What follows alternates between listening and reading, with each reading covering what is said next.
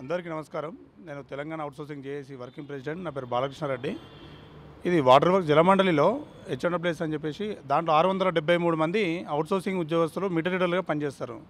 వాళ్ళను ఐఎఫ్ఎంఎస్ పోర్టల్లో ఎక్కించాలని చెప్పేసి మనం గత నెల 6వ నెల నుంచి మనం అప్లికేషన్ పెడుతున్నాము. ఎందుకు అంటే ప్రజాప్రభుత్వం ఏదైతే ఉన్నదో ఆ ప్రజాప్రభుత్వము అవుట్సోర్సింగ్ ఉద్యోగస్తుల మీద దోపిడీ జరుగుతుంది ఏజెన్సీల ద్వారా అని చెప్పేసి ఒక లెక్క తీయడానికి అని చెప్పేసి ఇలా ఒక ఐఎఫ్ఎంఎస్ పోర్టల్ని తీసుకొచ్చారు.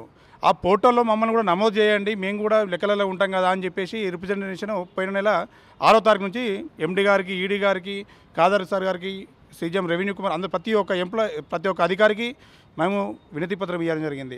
దాంతోపాటు దానికి రెస్పాన్స్ లేదని చెప్పేసి చిన్న స్థాయి అధికారి నుంచి మొదలు పెడితే పెద్ద స్థాయి అధికారి దాకా ప్రతి ఒక్కరికి రిప్రజెంట్ చేసినాం, అయినా స్పందన లేదు.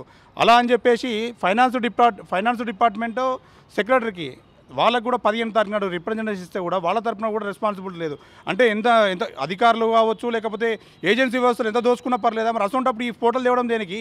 పోర్టల్ తెచ్చినప్పుడు దాంట్లో మనకు అందరినీ నమోదు చేయాలి కదా. నమోదు చేసి సెక్రటరీకి కానీ ఫైనాన్స్ డిపార్ట్మెంట్ కానీ గవర్నమెంట్కి లెక్కలు అనేది చూపించాలి కదా.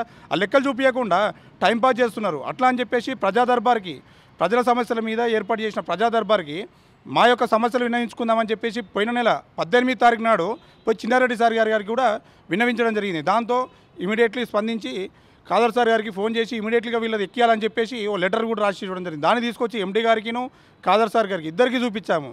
దాని మీద అట్లా కూడా రెస్పాన్సిబిలిటీ లేదు. అట్లా అని చెప్పేసి కోదండరామ్ సార్ గారు కూడా గత నెల 21 తారీఖు నాడు వచ్చి మా తరఫున మాట్లాడితే కూడా సరే చేస్తున్నాం అదన్నాడు, అదన్నాడు.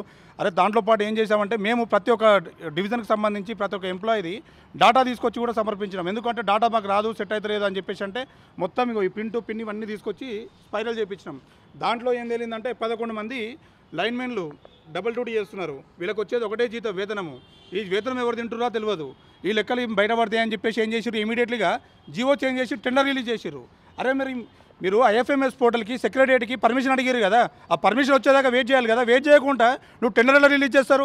సరే టెండర్ రిలీజ్ చేసిర్రు, కానీ జీవో 60 అనేది ఉంచాలి కదా. ఆ జీవో మొత్తానికి తీసేసి వితౌట్ జీవోతో టెండర్ ఎలా రిలీజ్ చేస్తారు? అంటే 673 మందిని రోడ్డు మీద వేద్దామని చెప్పి అనుకుంటున్నారా?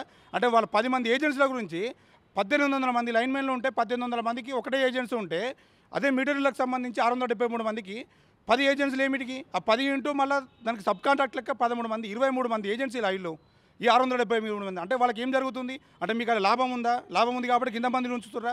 ఎన్నోసార్లు చెప్పినాం సింగిల్ ఏజెన్సీ చేయండి.